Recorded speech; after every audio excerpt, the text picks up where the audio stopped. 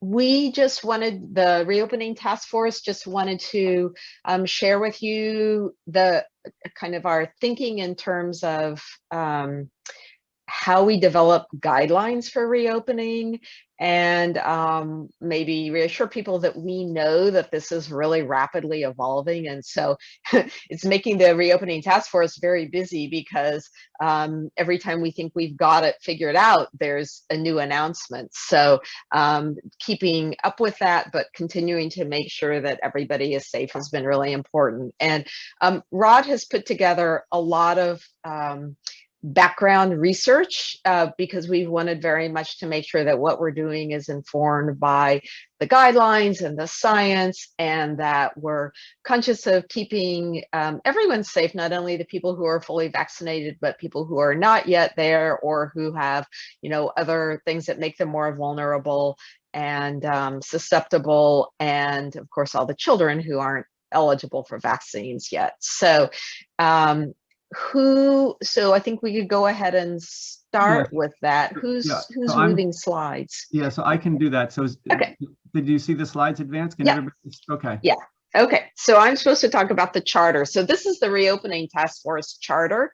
So some of you may have been on or know that we had a task force that looked at this almost a year ago, and at that point in time the guidelines were very, very restrictive. What we were able to do if we had been able to reopen just would not have been an experience I think that was really people felt comfortable or safe in, but they did make guidelines. So we're going back to that. A lot of it has changed, a lot of it is simplified. We're also looking at the guidelines from all the different authorities. There's the CDC, and then there's the overlay of the state of Massachusetts, and then on top of that, the Southern New England Conference of the UCC has some guidelines. And we had a survey, which I'm sure most of you probably responded to, so we have a lot of input from the congregation as well. And I guess I'll just say briefly about that most of the people who responded to that survey said that their level of comfort was if people in the congregation were masked when we are indoors, and also that the majority of people either were vaccinated or intended to be vaccinated, but they still were really indicating a preference for these safe practices like social distancing and masking as we kind of gradually move into whatever the new normal is. We've also been looking at the school reopening policies, which are really, I think, important when we think about the children and the youth programs, and those have been relaxing some and changing some. And Jen Smith, who's on our committee, has been really involved in that and has been a good resource for that. And then so that's probably enough. So balancing safety and also minimizing health risks is what we're trying to do. Rod, you want to kick us off and share some of the background research and science you've been looking at? Sure. So maybe I'm just going to switch to maybe a block diagram of what Jeanette just said, only because when we started the process, there was many sources of information. And as a committee, as you know from doing your own committee work, people find information and share it with the committee. And so we were getting information, and the original purpose behind these charts were just to help us sort through the information. And so what I'll be sharing here is just a summary of how we sifted through the information, how we use the information to try to find this balance that Jeanette mentioned between the health of the attendees at church and the worship experience. So this is pretty much the summary of what Jeanette had said. The one thing I did note here are some of the updates. The CDC and state of Massachusetts, which is very responsive to the CDC updates, of course, back in mid-May, announced some changes in policy because of the vaccination campaign. The Southern New England Conference, the UCC, had some very, very helpful detailed guidelines, but they hadn't been as up to date. And then I over on the left here, to the extent that we were able to try to reconcile gray areas by trying to consult information from scientific literature as possible. And I think you should be very proud of your pastor, Reverend Paulo. He actually found some very nice resources that he shared, and we were able to use. And I'll describe. I'll cite one of those, which turned out to be quite helpful. And also on the trustees, Rob Haney had looked a little bit from a facilities perspective of what might be done to the church with regards to air quality, filtration, purification. And so I call this sort of physical plant issues as well. And so all of these things went into influencing the guidelines. And so I'm happy to send these charts. There's no way I can go through all of this, and nor would it be wise to go through all of it. I can send it, but I think there's just like 10 more charts, and that's it.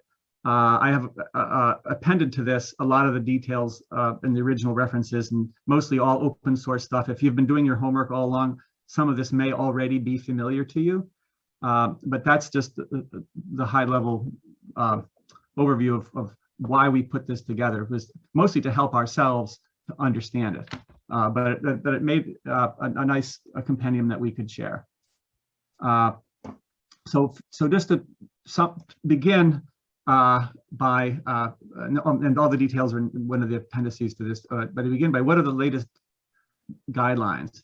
So the original task force, which published a set of guidelines back on July 7th, 2020, we certainly started by just saying, well, what information was available at the time. Certainly a lot of that's been updated. And that's one of the reasons why the reopening task force was reconvened, was to address the need to respond to all the updates. And one thing that was quite clear also is that despite the tremendous and legitimate and justified excitement about the large number of vaccinations occurring, there are still unvaccinated people in the community, and there still is active community spread of COVID-19. And so, one thing that was clear from even the most recent guidelines that accounted for vaccinated populations, that there were really sort of two sets of guidelines, those for unvaccinated or people that are remaining vulnerable. And so it's quite clear that despite this excitement about vaccinations and many instances where masking is no longer required, most guidelines for most public settings still require a certain amount of mask wearing because of the unvaccinated people in the population. So that's something to bear in mind. So let's not get, what do they say, over the front of our skis too far, because there still are vulnerable people in the population. And that there's lots of ways we could be compliant, but we would create a service that might not be that great of a worship service because of all the restrictions that we would impose. But likewise, we could also, in the spirit of getting back together, do things that maybe are not unsafe, even though we're still compliant. And so this balance between compliance and worship is, I think, where most of our energies went. And I think most of us are familiar with, going down to the third bullet now, most of us are now familiar with the recent guidelines for vaccinated folks. And so we really need to try to find a process to sift through this information in a way that would balance these interests. And so again, if you want more information, we can send this. I have a PDF version of this. It's small, it can easily be distributed. So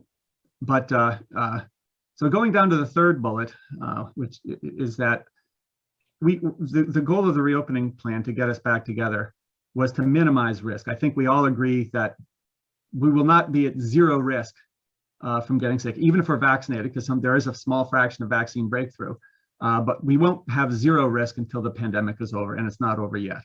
So we have to, first of all, keep foremost in our mind that the plan is to minimize risk, not eliminate it, but to do so wisely and with the best information we have available, and to update it as needed. So to focus on this idea of minimizing risk, if you look at the last bullet there, I think there's sort of three primary objectives, if you really break it down to sort of a tiered way of addressing the risk mitigation approach. The first is to make decisions that should a member of the community be infected, whether they're symptomatic or asymptomatic, but putting protections in place to try to minimize the risk of somebody who's infected from entering the church.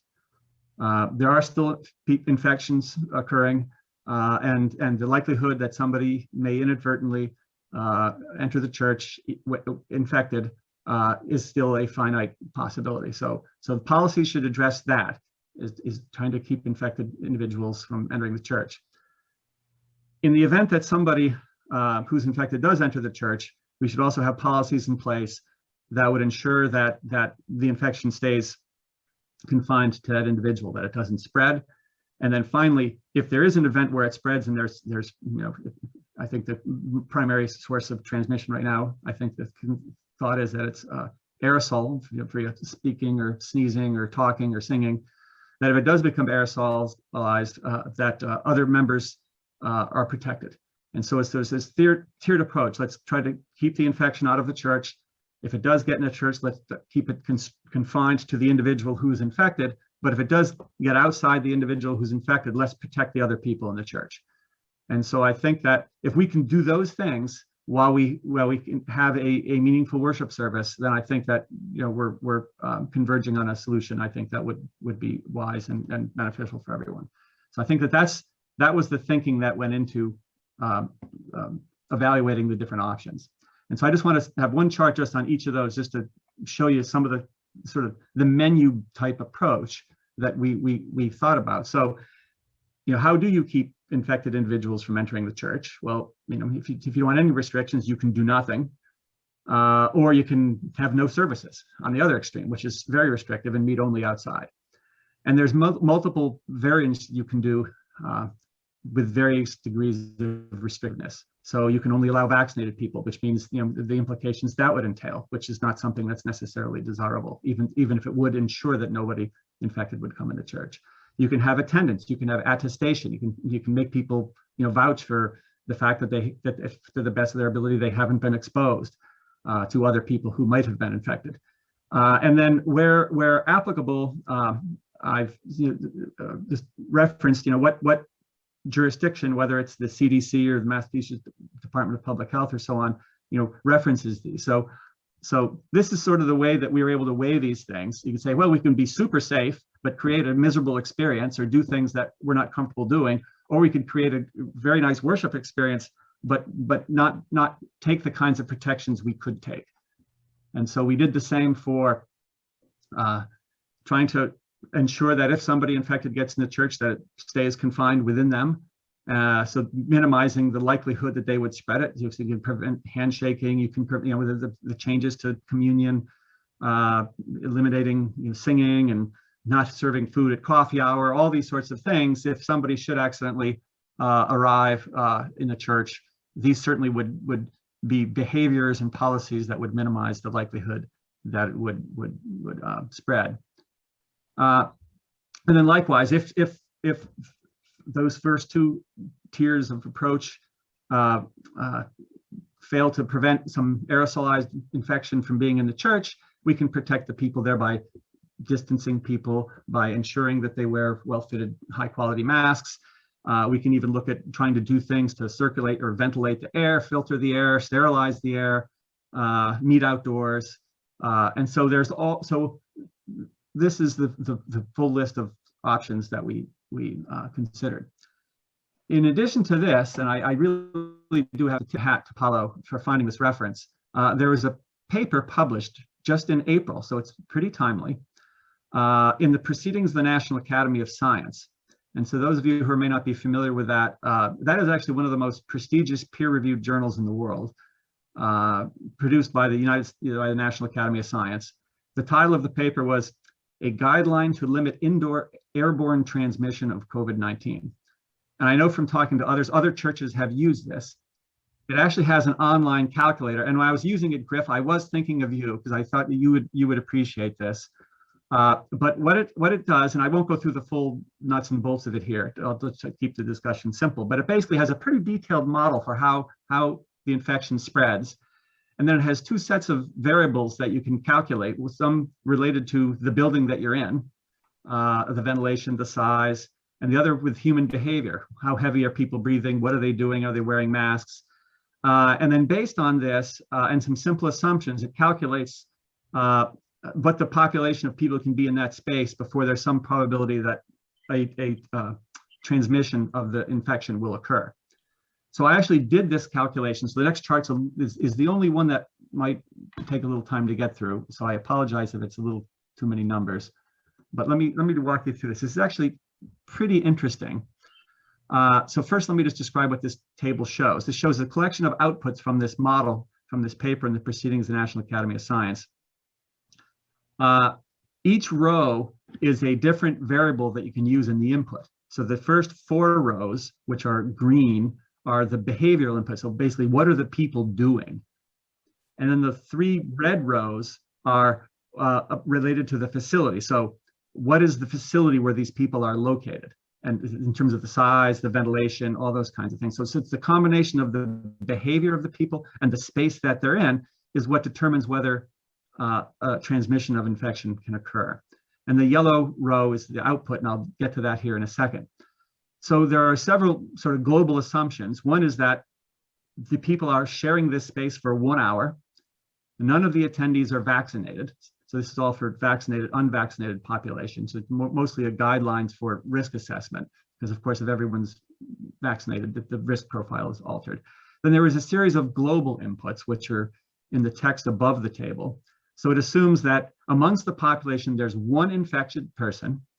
They're infected with the infectious UK strain, the B117 strain. I just assumed a generic room of 5,000 square feet with a 20-foot high ceiling, 40% relative humidity, and the risk tolerance was 1%. So these populations that the output provides is what is the population where you'd have a 1% chance where someone would get affected, or put probably more importantly is that there's a 99% chance no one gets infected. So with that, so now if we go across the columns, if you look at the second column from the left where it says baseline, so these are sort of but let's just do nothing. Let's just look to see if we had a normal church service, how many people could we fit in a space that's 5,000 square foot with a 20-foot ceiling? So people are singing, people are talking, nobody's wearing masks, the windows are closed, there's no air filtration, and the air is not being circulated, it's stale air. Based on that, you could only let 7 people before the likelihood of transmission would exceed 1%. And in the parentheses underneath that is if you don't sing, you could have 28.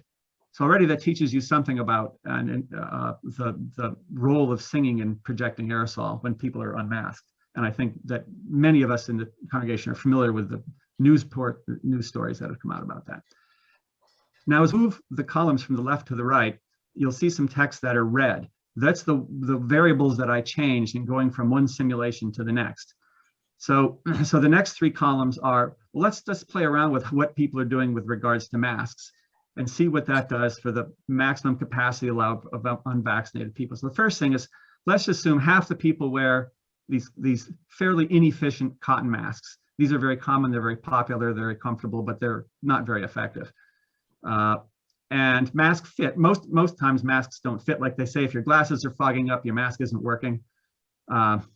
And so if you do that, the allowed capacity still with the full behavior other than the masking goes from 7 to 12.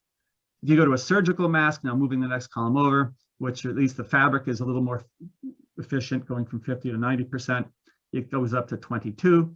Then if everybody wears N95 respirators or N95 fitted masks, and the compliance goes from 50 to 75%, you can see the capacity before you exceed the risk of 1% of infection goes up to 98. And so the way I use output like this is not to believe the absolute numbers, but to infer information from the trends. And we'll get to that on the next chart. It's like, what does this teach us? But let me just walk through the table and then I'll share with you what I think this teaches us and how this can complement some of the other information that we had. So the next 3 columns where it says effect of facility updates, these are some of the things that Rob Haney had looked at with different types of filtration and ventilation. So the first one is, let's just put some of these consumer grade air filters, you stick them around like these electrostatic precipitators, and they certainly will move the air around a little bit. That basically has no effect in a space this large. You can open the windows. Of course, the congregation can't really open the windows, but I just use that as a model. The circulation, you could certainly open the exterior doors of the church and push air through. That would ventilate a little bit. It goes from 7 to 13. And then if you HEPA filter the air, that still only goes from 13 to 17. So these are much lesser effects than people wearing masks. And then the final column there I'll get to on the next chart. So what do we learn from this? So first of all, I don't infer too much in the absolute numbers, but the relative numbers can be instructive. So certainly, policies that are aware of the respiratory activities of the people. Are they singing, talking, masking, unmasking? That's probably the single most major effect. That's the first 2 bullets there in the general trends. Having high quality, properly fitted masks matters. Masks are not all equal, and I think that we should be mindful of that. Although people tend to wear what's comfortable, and I think that we agree we don't want to be policing masks, but we certainly encourage people to be mindful of the quality of the mask that they wear if they're available to them. If it's easy, some degree of air ventilation is helpful. We could certainly, when the weather's nice, open the exterior doors, put some floor fans, maybe even circulate the air vertically just to take advantage of the 20-foot ceilings a little more than we currently do. But it's a relatively minor effect. And any really aggressive HEPA filtering or air treatment, although it does help, its impact is relatively modest compared to the cost. And so I think that the column on the rightmost that's in the blue box is sort of closest to what would be sort of a reasonable set of guidelines. So wearing at least better than cosmetic masks, at least a surgical mask, trying to get most people to wear them. We won't be able to open the windows because they're stained glass, of course, but maybe open the exterior doors and maybe put a couple of floor fans that you can tip towards the ceiling to get some vertical circulation of the air. And we can probably do that with relatively low cost without too much of a disruption to the experience. And if you do that based on this size of a space, the number comes out to be 62 people. And certainly if there's no singing, the number is much higher. So this I think allowed us to think about where the low cost, easy, non-disruptive solutions are that have the greatest impact. So that's a long story, but I thought that people, at least those of us who sort of like to hear the numbers behind some of these policies, would find this instructive. Hollow also was very good at finding another reference. This actually included the effects of transmission using computer calculations called computational fluid dynamics, which basically just simulates where airflow goes. And this was for both woodwind instrument playing, I think it was a clarinet, and singing. And so these cartoons here just show where the color of the air around the person has to do with the concentration of exhalate, both indoors and outdoors. And so you can see the point is that indoors, the background elevates, it's a stale air, and whatever is exhaled lingers in the vicinity of the person much longer, whereas you see when they're outdoors, even with a modest amount of airflow, as long as you're outside the downwind plume of the person, the air remains quite clean. So certainly, I think that's one of the reasons why for the month of June, while even more people continue to get vaccinated, we could at least begin by outdoors being mindful of this science. And then maybe by July, the vaccinated fraction of the population will be even higher, and then some limited indoor would be even safer than it is now. And so with that, I think that's all I had prepared. There's lots more. Anybody wants a copy, I can send this around. But these are the guidelines that Jeanette had emailed around, so I'll let her go through these. Yeah, sure. So we are going to put a really simple health attestation in place, which will be in the link, or if you would prefer to sign up to attend a service on the phone, you can call Tracy and the office will walk you through the different questions. They're the same questions you get pretty much every time you go anywhere. Do you have a fever? Have you had a cough? So on and so forth. We are going to maintain physical distancing of 6 feet between individuals or family or household groups. We did a layout within the church to look at the pews and how many people we could fit with various combinations of just all individuals, which we know won't happen, or maybe couple groups of 2 and then some families of 6 and so on, to see the capacity. And it's somewhere between 50 and 65 depending on who all signs up and where they decide to sit. So that was another aspect in determining the number of people that we thought we could safely hold in the sanctuary, at least right now. Well-fitting masks, and again, well-fitting masks inside. I think in terms of outside, we're still, kind of waiting to see what happens on the 29th and what adjustments we might make. Right now, the state guidelines for worship services, which were just updated on May 17th, so pretty recently. They did reduce a lot of restrictions, but they still have kept the mask and the social distancing restrictions in place. So we're trying to follow those. Worship leaders, I think, already are all fully vaccinated. The cantor is vaccinated. Soloists will probably not really have any singing or unison reading. We'll not be doing fellowship hour right now, although people can certainly gather in small groups to the extent they feel safe outside after services.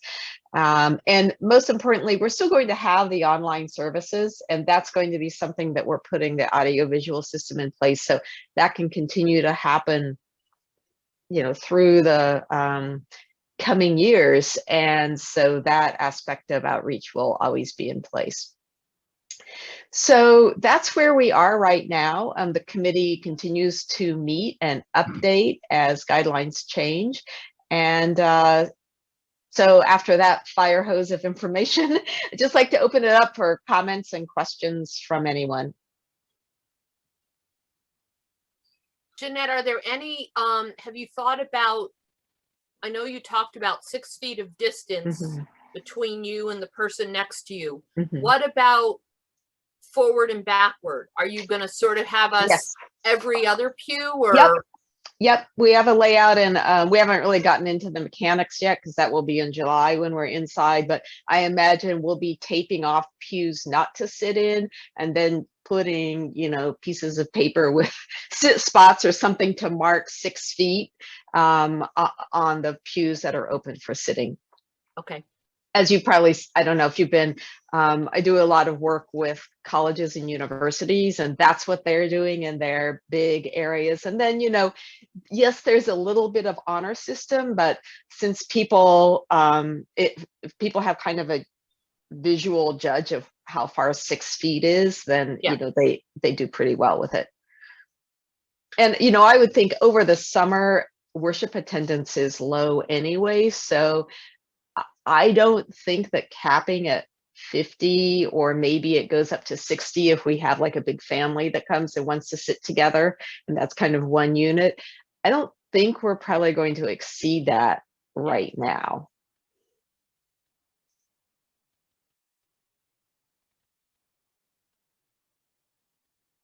I'd just like to thank the committee for all this work.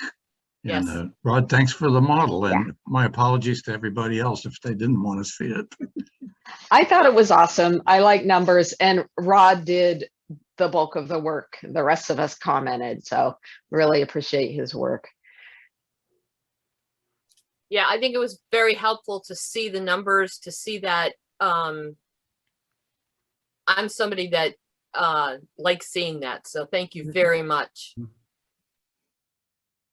Yeah, I'd say overall our philosophy is to be a little conservative and wait until things are tested. So for instance, we've lagged a little bit on opening up. For instance, like the youth group is meeting inside now for the first time. See how it's going in the schools before we implement that. And so, I know that the Archdiocese is starting to really open up for Mass, or will be on May 29th. So I imagine we'll kind of see how that's going, and that might kind of inform changes. But mostly it's looking at what the state guidelines are. Any other questions?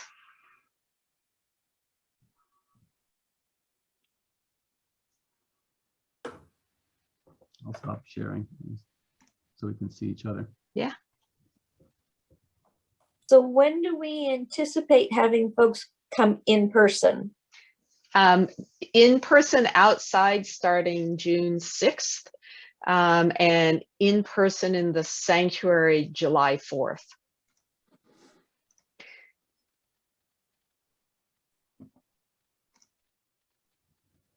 I know my office, after working remotely for a year, is just starting to meet in person. And what we're finding is people need some adjustment time. So like we probably could start in person next week, you know, but I think having people just get used to being together outside where everyone feels safer and then moving in will let us all just adjust to that in terms of protocols, and then coming inside in the summer where it's still a little slow will give us lots of practice for where we'll be in September when we have, you know, usually higher attendance and more programs. Yeah, and one comment I'll make too is if you look at the trend lines of the number of new infections being reported each week or each day in Massachusetts, it's going down very quickly right now. Yeah. And you know, my own view is that although it'd be great to just wish it away, if we wait just a little bit longer, I think we can do it really safely. And it'd be, I would feel really bad if we jumped the gun and somebody ended up getting sick after all this good behavior and remote services. To you know, let our guard down now would just be very regrettable. So since things are improving so rapidly, I think even by July, we're going to be looking at a very different situation. And certainly by September, you know, fingers crossed, things would be much better. So, yeah. Well, I have a question. A conservative approach. Thank you. Yeah. I noticed you distinguish between either everybody singing, which is bad, or nobody singing, or just one or two soloists, which is good. It has much better numbers, larger maximum capacity. What happens if we have the church choir with our funny singing masks and they're all vaccinated? Is there a way to run that through the model? it doesn't have that much granularity, but I think that just from the trends that it does allow you to look at, I can see that even singing will be phased in some way. I can imagine. I can't speak for the whole committee. This is my opinion.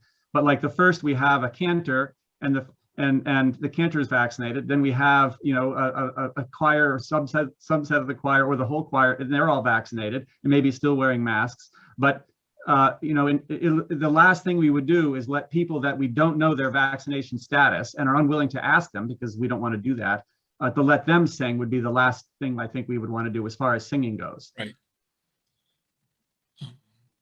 Another reason I vaccinated people singing. Hmm?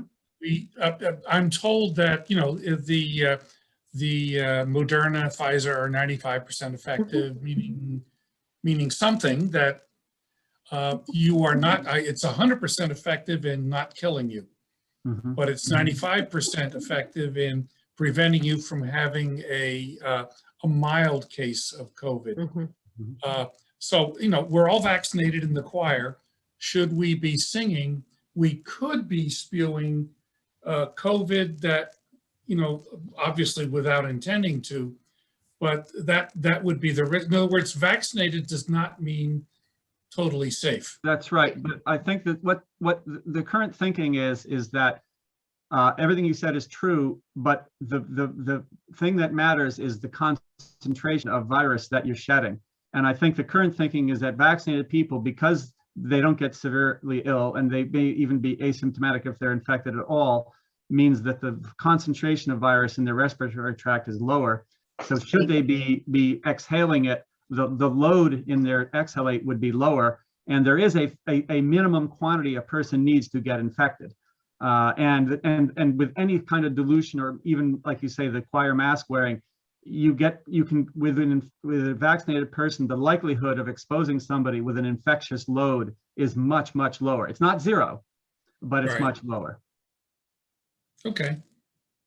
So another reason that I see for going slow is to see how big the residual unvaccinated population might be in a few months. Mhm. And my concern is that new variants, or certainly the more easily communicated variants, will attack that population. And if it's big enough, I think then some other people might be at risk, like kids under 12.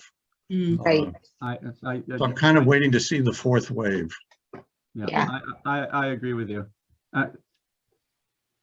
Well, I and think- I think, you know, I was thinking this, knowing that we were going to be talking about this from the sermon today, when we talk about diversity and wanting people to not feel shut out or different.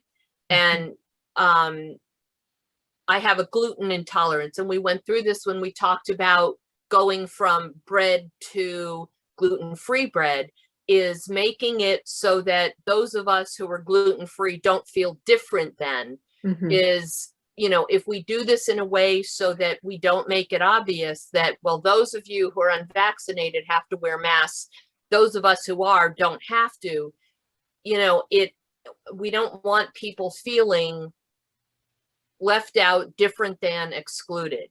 So we want to keep that in mind too, that we're being as inclusive as possible so that nobody feels pushed away or excluded or whatever. Right. And there was a good article in the Globe, which you had to read all the way to the end to get to the good part, a few days ago, about by a woman who the vaccine would not be effective for her because of a medication she was taking for rheumatoid arthritis. And, you know, those kinds of things are going to be pretty common, but her feeling was, you know, she could wear a mask and people could say, it's okay, I'm fully vaccinated. But when you get into a group setting, you know, what is the level of trust that everyone who says they are vaccinated are, and just her real fear about that, and feeling much more comfortable if there were more precautions in place. So that's where we are right now. Other questions before we break, or comments? I have all the time in the world, but I know it's 11:07 already.